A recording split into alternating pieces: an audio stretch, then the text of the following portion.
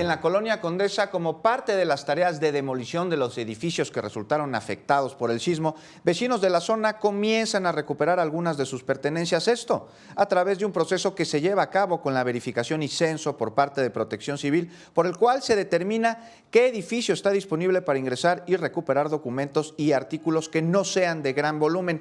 Le menciono que no en todas las construcciones dañadas por el sismo será posible realizar este procedimiento, solo en aquellas en las que no se corre riesgo al ingresar.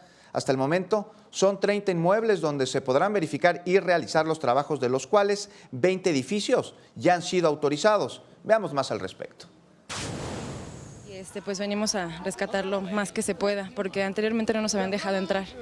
Entonces, pues no todo, pudimos rescatar algunas sillas, documentos, sobre todo, porque es lo que necesitamos para poder trabajar, para poder seguir trabajando.